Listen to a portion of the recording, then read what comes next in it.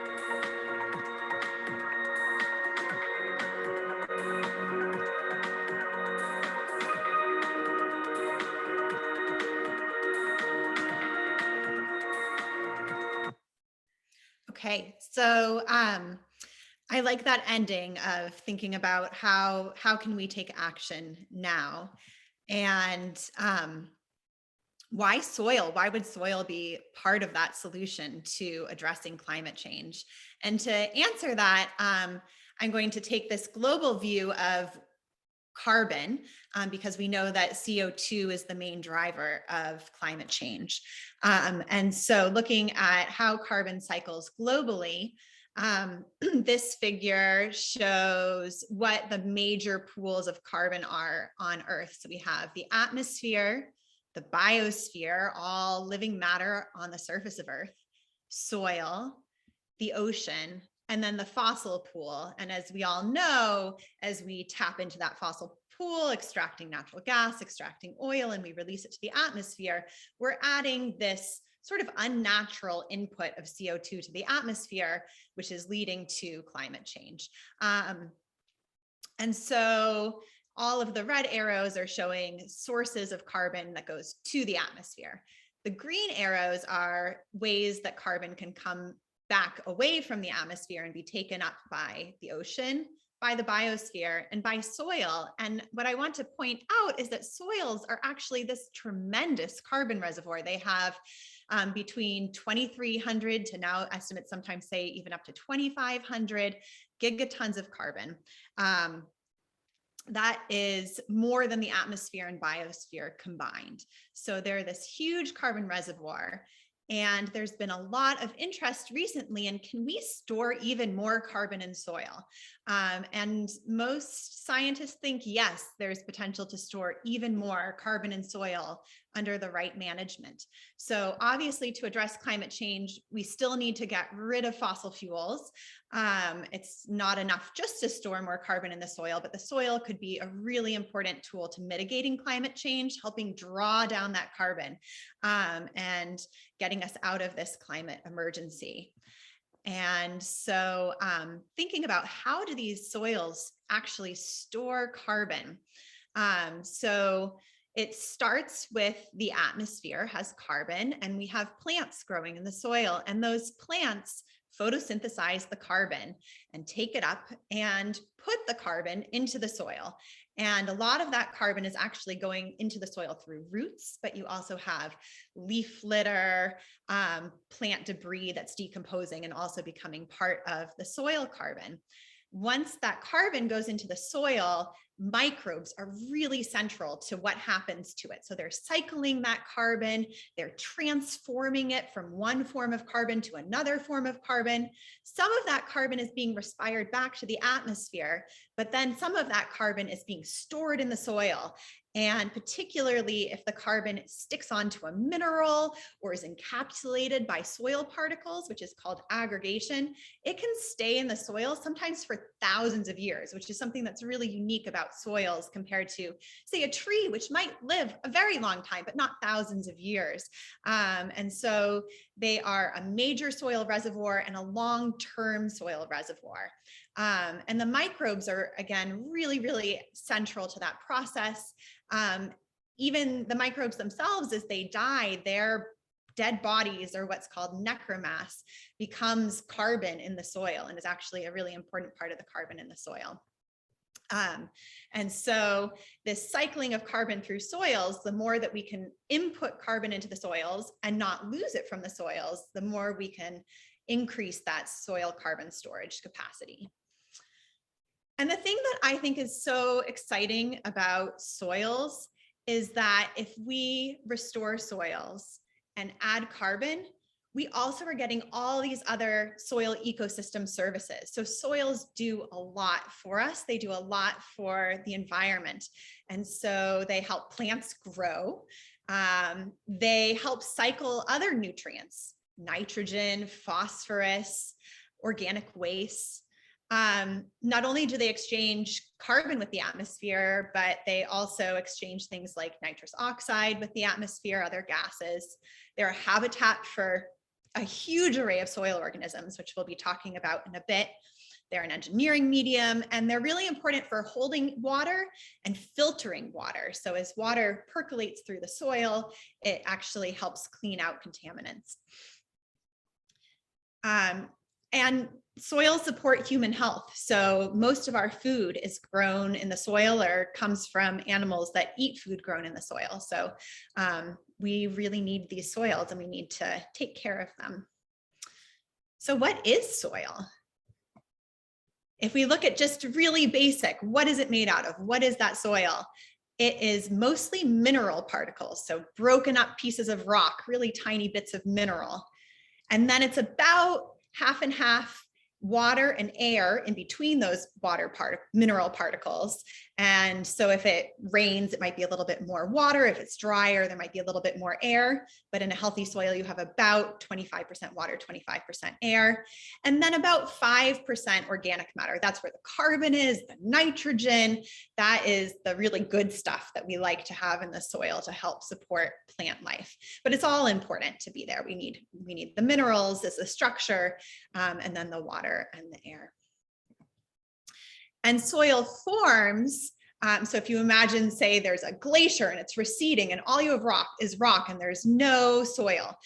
That soil formation process is going to start with the rock starting to disintegrate, weather, break apart into smaller pieces.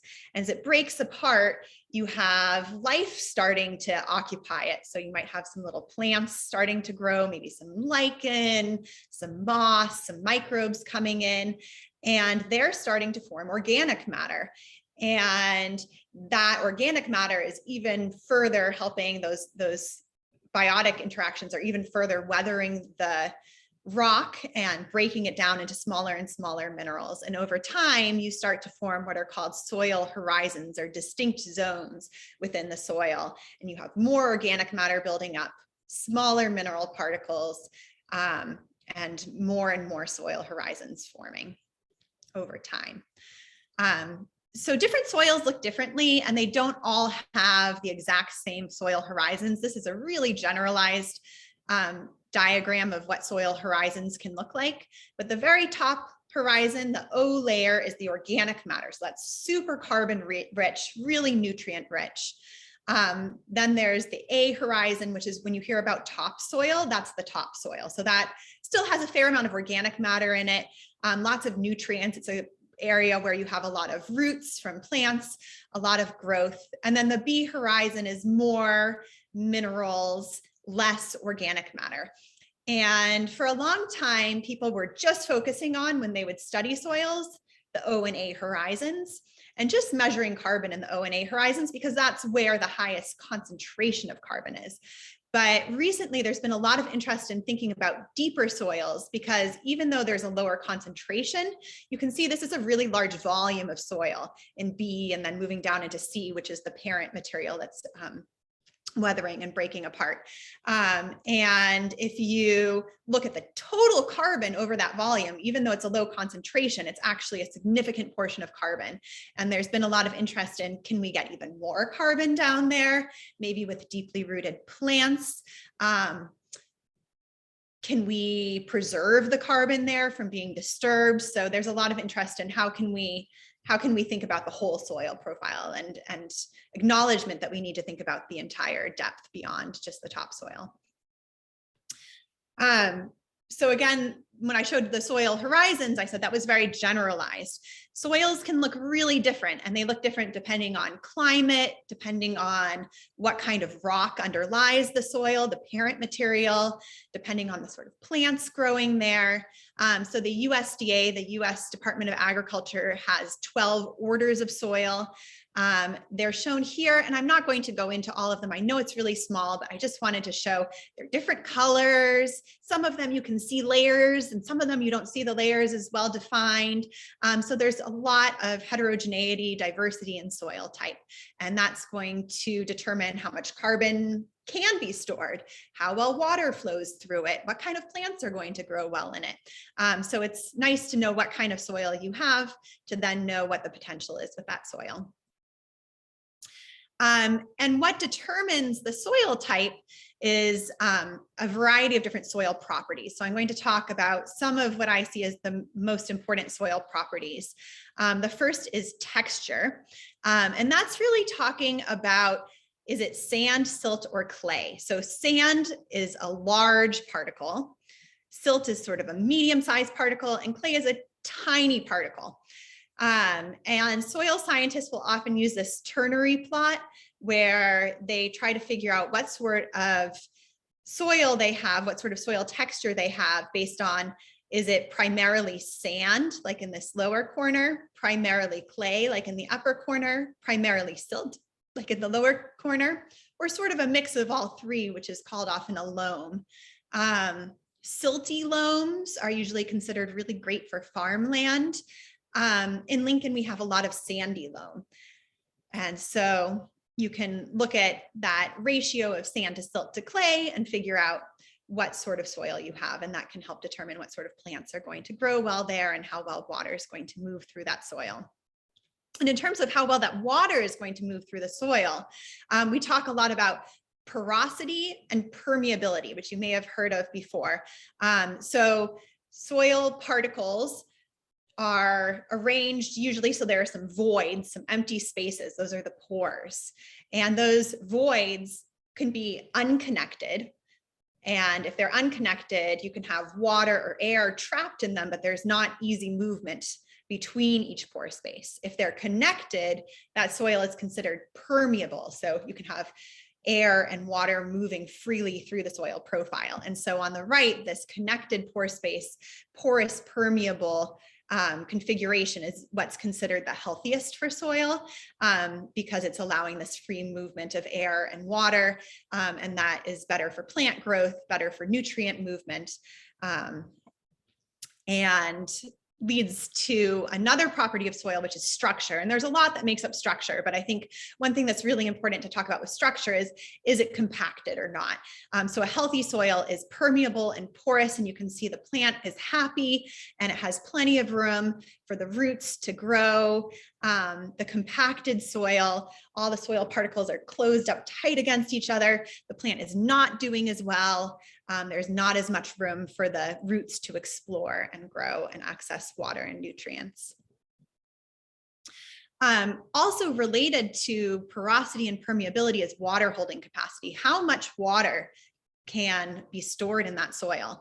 And one thing that I think is just incredible is that for every 1% increase in organic matter, you can have up to 20,000 gallons of available water per acre. So organic matter is actually a really important tool in increasing soil water holding capacity.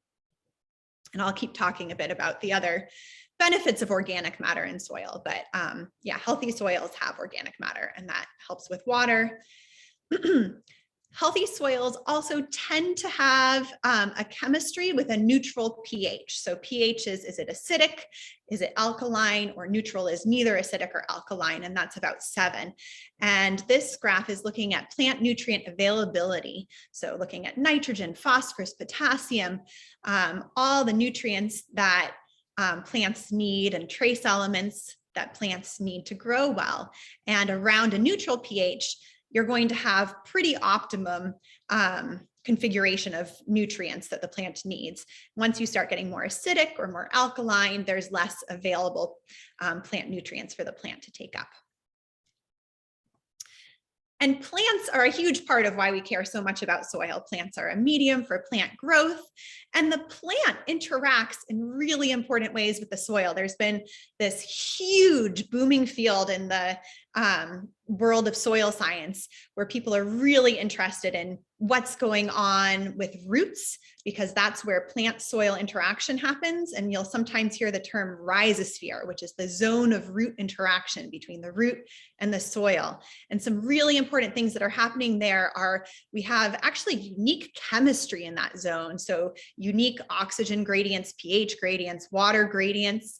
And then really importantly, it's this zone of exchange where the plant is actually giving carbon to the soil, releasing usually simple sugars, organic acids, these really simple carbon compounds into the soil and giving them out to the soil. And the reason is because they're trying to attract microbes. They want bacteria and fungi to eat that carbon.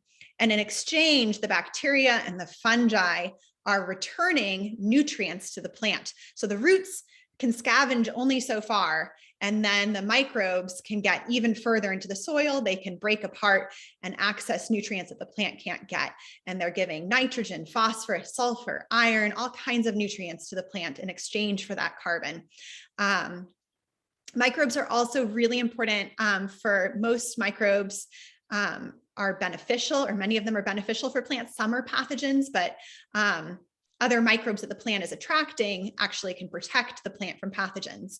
And the plant, it's a really nice sort of symphony of conversation between the plant and the microbes, where the plant can actually put out particular carbon compounds that will attract the plant beneficial microbes to come close to it and give it what it needs. The other thing that the root does that's important is, as it's growing and the tip of the root is extending into the soil, it is opening up that soil, changing the permeability, creating these channels through the soil. So as I mentioned, there are the fungi and the bacteria in soil. Soil is alive. There is so much life in soil. And this is what I'm the most excited about as a soil microbial ecologist. It's just incredible. In a teaspoon of soil, you have about 1 billion bacteria and about 1 million fungi.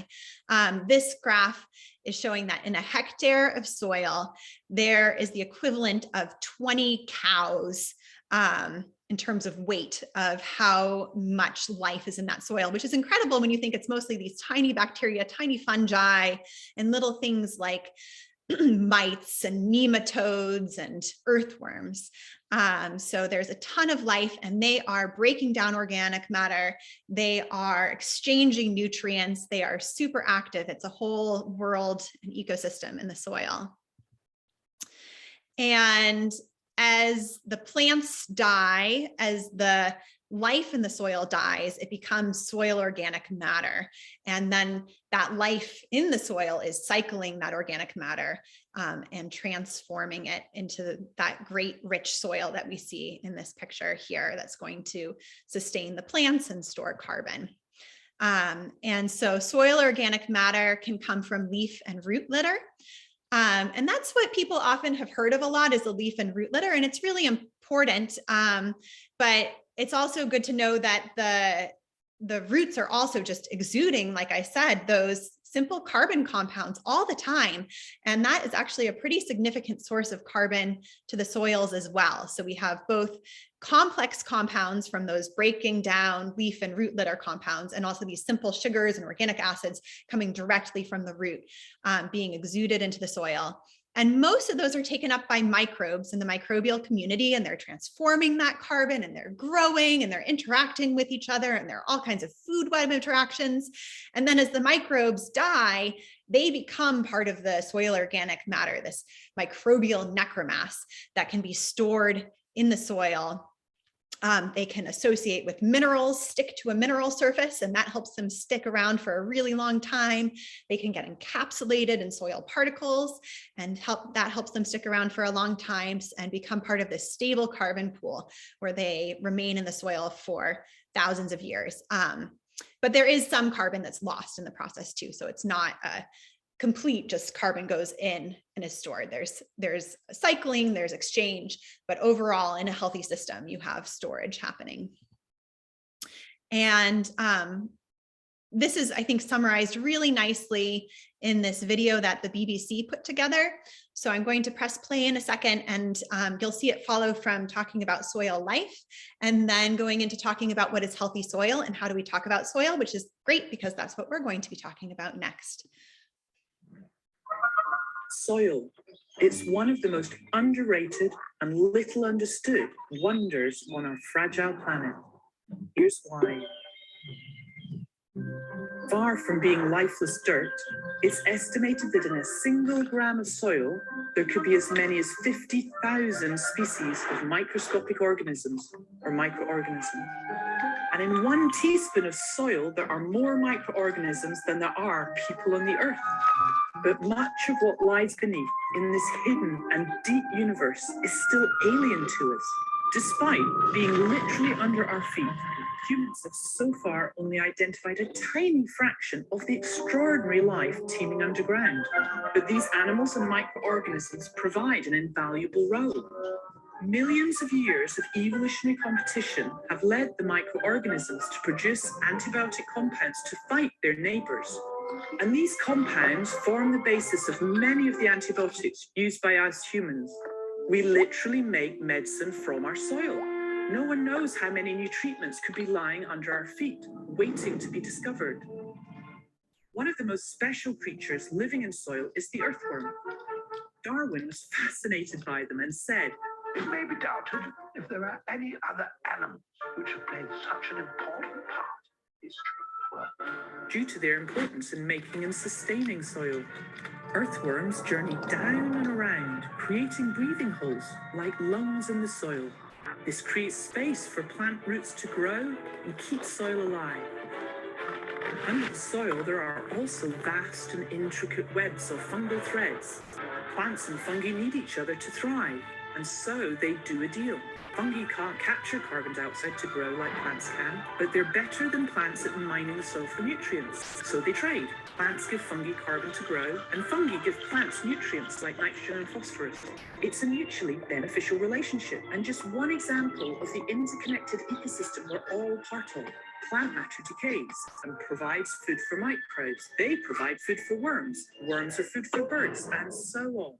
Soil provides us humans with almost everything we eat, but it's not just about what soils can do for us. It's important we value, appreciate, and crucially protect soil for a whole load of other reasons too. Think about this for a moment. It takes more than 100 years to build just 5 millimeters, half a centimeter of soil, but just moments to destroy through chemical contamination, urbanization, landslides, erosion, and more. Some soil is really ancient, dating back millions and millions of years. The oldest soil on Earth is thought to be in South Africa and dates back 3 billion years. In the UK, our soil is around 15,000 years old, and it formed after the last ice age. Soil is also a really valuable carbon store, capturing carbon, locking it away in stable forms deep underground. It stores 3 times as much carbon as all the plants on Earth combined, including trees. But because it grows so slowly, we need to protect what we have. We are not succeeding. We know many of the problems. Intensive farming is one of them. It releases carbon from our soils, and we're losing soil 50 to 100 times faster than it's able to rebuild. In Europe, 60 to 70% of soils are thought to be unhealthy. And in croplands in the UK, in less than 30 years from the end of the 1970s, we lost more than 10% of the carbon the soil had stored for us. And since then, well, we just don't know. Because in many countries, there's little data on soil. It's poorly protected and regulated. We grow on it, build in it, build from it. It filters and cleans our waters, reduces flooding, and regulates our atmosphere. It's one of the most biodiverse habitats on Earth and a vital part of the nitrogen and carbon cycle on our planet. But the sad truth is, right now, soil hasn't enough champions fighting for it. We literally treat it like dirt. And yet there is so much untapped potential, so much wonder, and so many secrets just waiting to be discovered in the ground beneath our feet. Thanks for watching. If you enjoyed that. Sorry about that.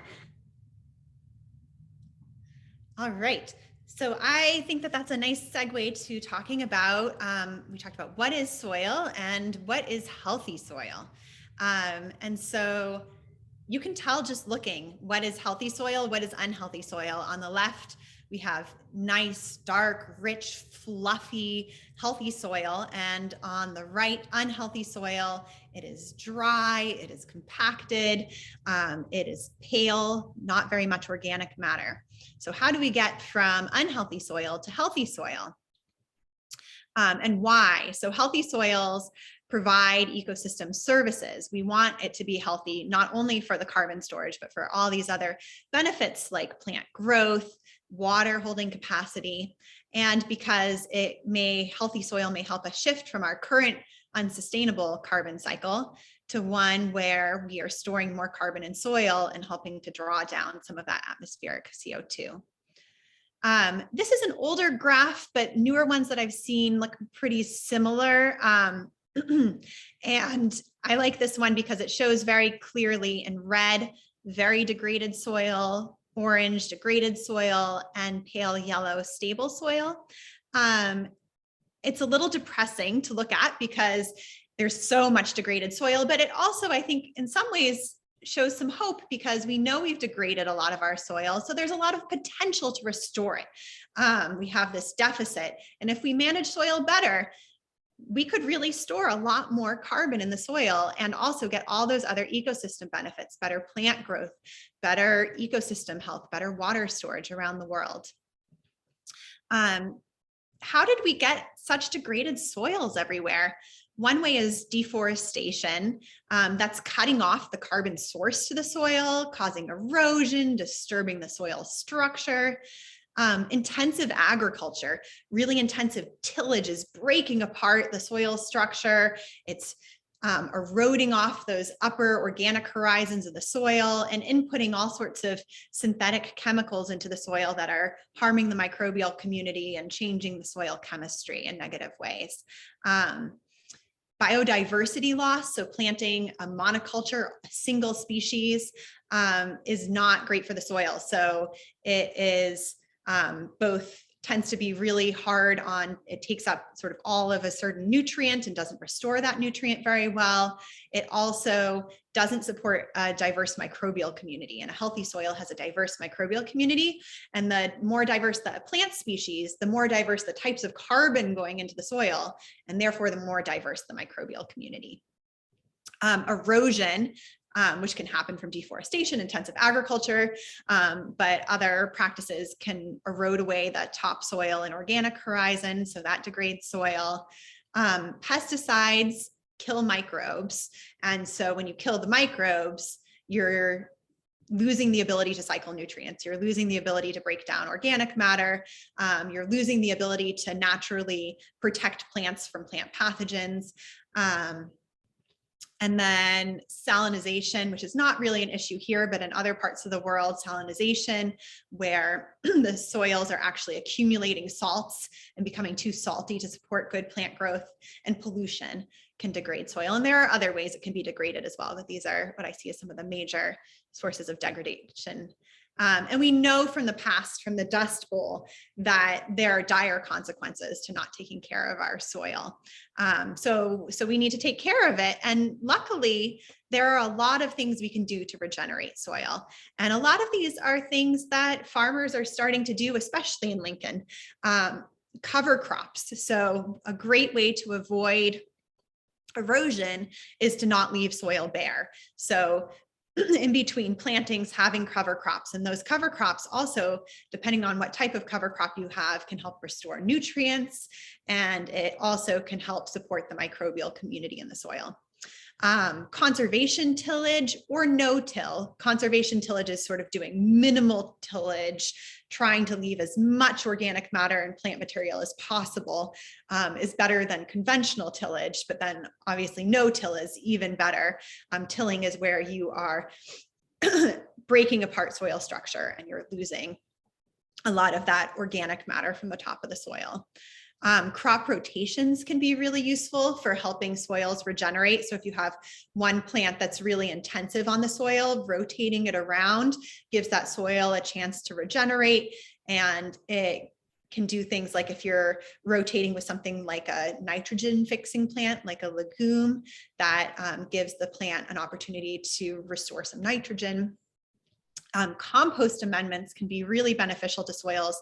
Compost is basically concentrated organic matter. And so when you add compost, you're just putting in this great source of organic matter to the soil that's feeding the microbes, adding in nutrients, helping the plants grow better.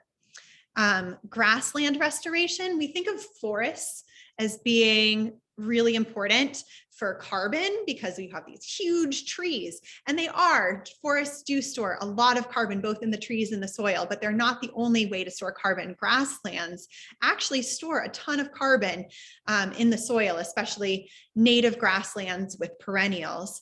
And so restoring grasslands can be a great way to help restore carbon. putting legumes in pastures, again, that adds nitrogen to the soil. You really want nitrogen and carbon kind of go together. So you can store more carbon if you're also adding in some nitrogen. And then grazing optimization. If you saw Kiss the Ground, which we showed a couple of weeks ago, they talk a lot about grazing optimization. If you're moving around herds of animals, those animals their dung is helping to fertilize the soil. It's a great source of organic matter. And if you're moving them around, it's not too intensive on the land at any one time. There are a couple of kind of geoengineering emerging techniques, which some people are really into, which show some potential. One is biochar, where you take charcoal and you add it into the soil, because biochar is really hard for microbes to break down. So it's a source of carbon that doesn't really, it just kind of sticks around. Another is this idea of deep soil inversion. I'm not aware of it happening so much in the United States. There are some places in Europe that are trying it, where they're burying more carbon-rich soil deeper in the soil profile to try to get it to persist longer. And then one thing, I really like this figure from the World Resources Institute, but it's missing, I think, an important one, which is planting perennials. So this is a chart that shows different months: September, December, March, and June. And in each one, on the right is the perennial wheatgrass, and on the left is an annual wheatgrass. And you can see September, there's just no annual wheatgrass growing. It starts growing in December, grows more in March, and reaches peak growth around June. The perennial is there year round. And it's just amazing how much deeper the roots grow. They are about twice as long and way larger volume. You have this incredible root mass. And so that's a lot more carbon going into the soil through exudates, through decaying root material, and it's going much deeper into the soil. So perennials can be a really important way of getting more carbon into the soil and deeper carbon into the soil. And soil regeneration really works. It's really amazing. Again, if you had the opportunity to see Kiss the Ground, you saw Gabe Brown from Brown's Ranch featured. And if you haven't seen it, it's on Netflix. So you can go back and watch it if you're interested. It's all about soil regeneration. And Gabe Brown decided in 1993 to start regenerating his soil. His soil only had 1.7% organic matter. And if you remember way back to when I talked about what's the composition of a healthy soil, it has about 5% organic matter. So this was not very healthy soil. And he went from 3 feet of topsoil to 14 feet of topsoil over 20 years of regeneration, and from 1.7% organic matter to 11.1% organic matter. So twice as much as the sort of generally considered healthy soil organic matter percent. So you can really dramatically increase organic matter by doing things like he starts with no-till, then cash crop diversity, cover crop integration, multi-species covers, extended growing season, multi-species covers with livestock integration, and high nutrient densities. And so integrating all these different practices, you can do it incrementally, you can do one after another, and it can really have a major effect on the health of the soil and the ability of the soil to store carbon. And he has, sorry, I should say, a TEDx talk on this. If you're interested in learning more, you can go to his website, which I have a link at the end, and you can watch the TEDx talk. So another important side to storing more carbon in soil and protecting soils is when soils are healthy, we need to protect them. We need to make sure that they're not becoming degraded. And there was a really interesting study that was a collaborative study, and there was a report also by the World Resources Institute, where they were looking at forested land that is stewarded by indigenous peoples and local communities. And that makes up actually about 17% of the forested land on Earth, a lot of which of that is in South America, but all over the world, there's land that's stewarded by indigenous peoples. And they found that that land has at least 293 megatons of carbon, which would be equal to 33 times the total global energy emissions in 2017 if you released it. So it's this major carbon reservoir. And they found that if you give rights of land ownership to indigenous peoples and let them continue to steward the land using indigenous practices, you can maintain that huge carbon pool. And it's really important to work towards doing that more. So it's a really interesting study if you're interested in learning more about that. I also have a link at the end. All right, so we've talked globally about what's going on with soils, and I'd like to focus in a bit now on Lincoln soils since we're in Lincoln. And go way back to when did we start forming our soils in Lincoln? And our soils here are actually quite young because during the last ice age, the glacier came through and it scraped up all the existing soil. And when it receded, it left this glaciated landscape that has features like moraines and drumlins and kettle lakes with a lot of sandy glacial till. And if you remember, I said our soil tends to be sandy loam. A lot of that is because of this glacial geology and what was left over by the ground up rock from the glaciers. And so our soils are relatively young. They've been forming since the last ice age. So they're about 12,000 years old. And this is from Harvard Forest, so not exactly the same as Lincoln, but sort of a similar land use history. So up until about 1700, we had a lot of mixed hardwood forests. Then during colonial settlement, there were a lot of farms being developed, deforestation happening. 1830 was peak forest clearing, and at that point, about 70 to 80% of forests were cleared in Middlesex County. And then shortly after, in 1850, farms were abandoned. There was a short period around 1900 of growing pine trees and harvesting pine trees for lumber that was often shipped to Europe. Again, abandoned pretty quickly. And then those white pine stands gave way to hardwood forests. So you have succession of species of trees going to hardwoods. The hardwoods grew, and now we have our modern forests. And these are pretty young. If you remember to that BBC video where it says that you only get about half a centimeter of soil every 100 years, it's only been about 300 years since we deforested and disturbed the soil in our forests. So our modern forests are still forming new soil. And so protecting the forests we have is really important. And as long as we protect them, we are probably going to store more carbon and continue to develop healthier and healthier soils. So forests are one type of land that we have in Lincoln. We also have a lot of farms in Lincoln, a lot of which are already employing a lot of these regenerative, sustainable practices, which is fantastic. We have a tremendous amount of conservation land. So that is preserving forests, fields, wetlands as they are, letting healthy soil be. And we have yards and gardens. And in Lincoln, a lot of houses have fairly large yards that let us have the potential to manipulate our own yards to try to improve soil health.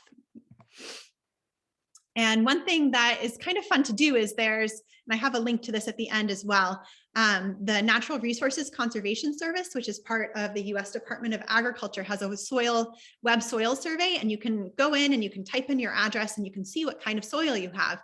And so I did this for Codman Farm. This is a section of Codman Farm. And there's this section up here with Paxton fine sandy loam. And it tells me from the NRCS, it's not prime farmland. And then there's this Merrimack soil, fine sandy loam, and it says it's prime farmland. And I thought that was pretty cool when I saw it, because the prime farmland is where Codman is growing crops.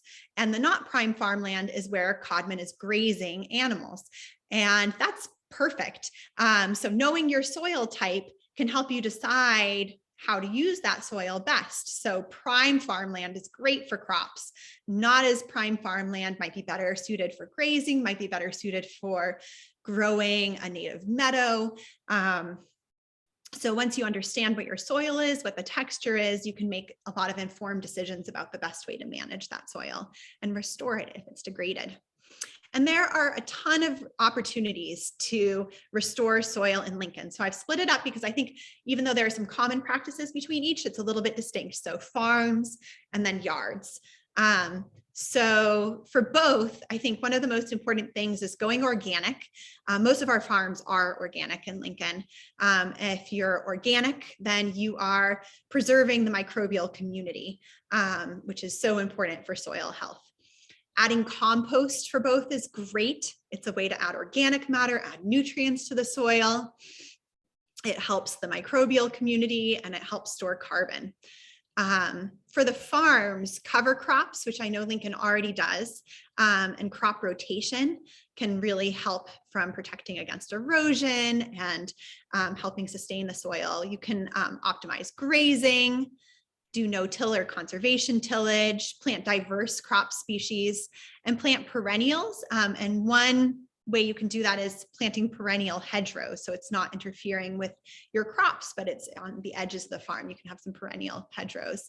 And in our yards, in addition to going organic and adding compost, you can convert lawn to meadow. I've seen some beautiful wildflower meadows, and those are much better at supporting wildlife and storing carbon and restoring soils.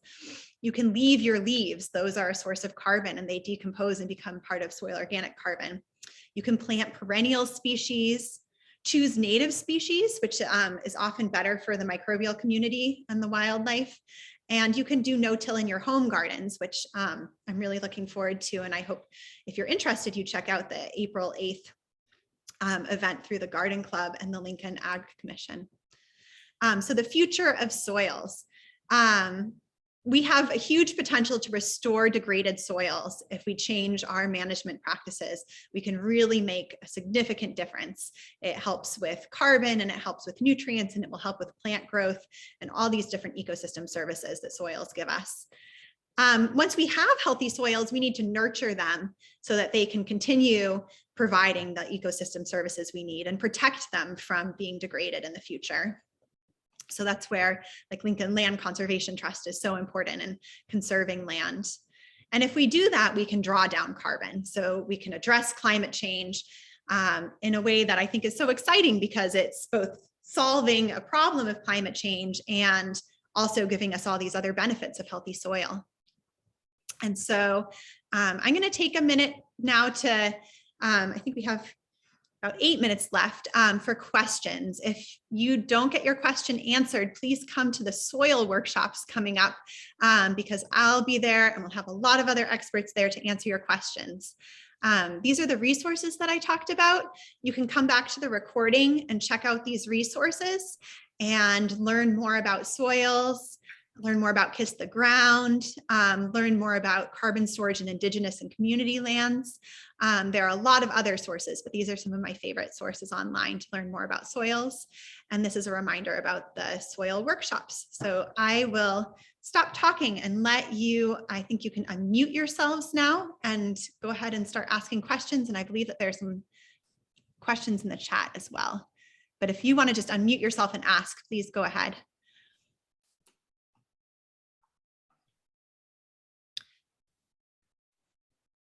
Yeah, could you talk briefly about no-till? I mean, I think a lot of us are still following the old pattern of, you know, every spring we till our gardens in order to plant, but obviously that's not the most recent thinking. Can you talk about that just for a little while? Yeah, that is, and the Garden Club is going to, and Lincoln Ag Commission are going to cover this really well on, oh, I'm sorry, I said April 8th, it's April 5th, on April 5th, Tuesday, April 5th. So when you till soils, you are breaking apart the soil aggregates, the soil particles, which are storing carbon. They're also giving the soil structure that helps allow airflow and water flow through the soil. And it's often, you're losing some of that organic matter. And so the idea is that the more you can leave soil structure alone and preserve soil structure, the better for the soil. And so doing things where you are disturbing the soil as little as possible are really beneficial. And there are a lot of different ways to do that. You can do things like covering, you might see at Codman Farm, they're experimenting with covering over the soil for a season with black plastic or cardboard, and that helps kill the root or kill the weeds. And then you're able to plant on that. I know people will do a lot of just adding more compost on top. There are a lot of different techniques. I think home gardens are a really good place to do it because it is more intensive. And so in a smaller scale home garden, that's more approachable. And then it becomes a little more challenging when you get to larger and larger scale farms about how exactly to do no-till and still have an economically viable farm system. But I know Codman has been thinking about that a lot, and a lot of the other farms in town have been considering different opportunities. Does that answer your question? Sorry, yes, it does. Thank you very much. Okay.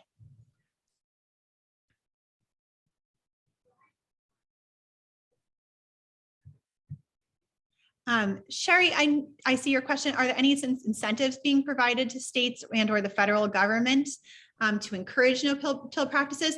There are some. I'm not an expert on policy, but I know that there are more and more with cover crops in particular. I'm not sure about no-till, but certainly with some sustainable practices. But a big concern, and this is something that I know Mothers Out Front is really interested in, is thinking about how to change policy because we still have overall in the US a system where we are subsidizing a lot of unsustainable farming practices. And so it would be great if we could shift towards subsidizing more and more sustainable practices. And I'll have to look into that some more and get back to you about specifically no-till practices.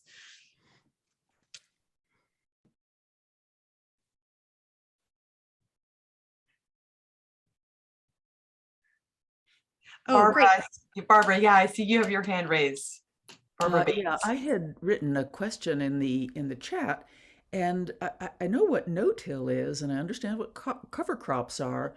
But if you're a commercial gardener or something and you grow a cover crop, how do you get rid of the cover crop, or what do you do with the cover crop when you want to go plant something there for the cash crop? That's a great question. I heard from the Ag Commission that some places like the Food Project in Lincoln are experimenting with that, and they have some sort of tool that helps them kind of bury that cover crop back into the soil so that it gets incorporated into the soil as organic matter that can then decompose in the soil. Sometimes people will sort of just plant into it, but I think that's much more difficult. And sometimes people will kind of do a light conservation tillage over it. But I think things like burying it partially with this tool, which I need to learn more about, but seem like a really promising way of incorporating those cover crops and benefiting the soil.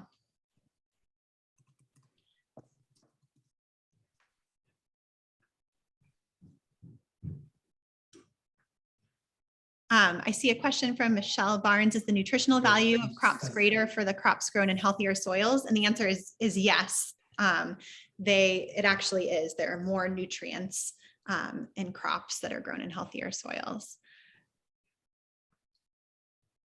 And Sherry, are you raising your hand with a question? I had an earlier question that may or may not be relevant at this point, but I was just curious about saturation points, let's say in a cubic centimeter. If you compare ideal soil or healthy soil versus the ocean, how much can be absorbed? Has anyone done work in that area? It's just a general question. Yeah, so oceans are not my area of expertise, but oceans are a bigger carbon reservoir than soils. Okay. Most of that carbon is deeper in the soil or in the ocean. A lot of that is, so you have both CO2 diffusing into the water, and that's where you have ocean acidification. So the ocean is taking up more CO2 as there's more CO2 in the atmosphere, but it has these negative impacts of ocean acidification. But you also have similar to soils, organic matter so things like plankton in the ocean that are photosynthesizing. And then as they die, they sink to the bottom of the ocean, and there's some carbon stored at the bottom of the ocean there. I think my understanding is it's harder to manipulate oceans to store more carbon. People have come up with some crazy ideas, but they seem to, then they worry about, they might have all these negative impacts. Soils, I like because when you add carbon, and add organic matter, it's just good for the soils overall. So you're not messing with, what's the trade-off here? Are you doing something negative to the ocean? With soils, you're getting lots of compounding benefits, which to me is very exciting. But yeah, the oceans do have more carbon than soils. Thank you. I see a Rachel, hand from, yeah. I'm so sorry. I have to be on time. Stop us right now because it's 8 o'clock. I'll give you back the mic, Rachel, to close this out. But I just wanted to say thank you all for joining us. We will be copying all of your questions in the chat function. And if you have any more questions, because they're so good, please feel free to email any one of us. You can email me at Codman Farm. I'll make sure Rachel gets them. And we will be compiling sort of a group answer to all of the really, really lovely questions. All right, Rachel, I'm gonna pass it back to you to send us off. Yeah, well, thank you so much for the opportunity to talk. And I hope that everyone considers coming to our upcoming soil workshops, and it will be an opportunity to really get more questions answered, because it's going to be in person, very hands-on. I'm really excited about it. And it's going to be, all of them are going to be sort of for all ages, so people can bring families with them to the in-person workshops. So yeah, please feel free to come to those, join LLCT, join Codman Community Farms, Mothers Out Front, learn more about soil, and thank you so much.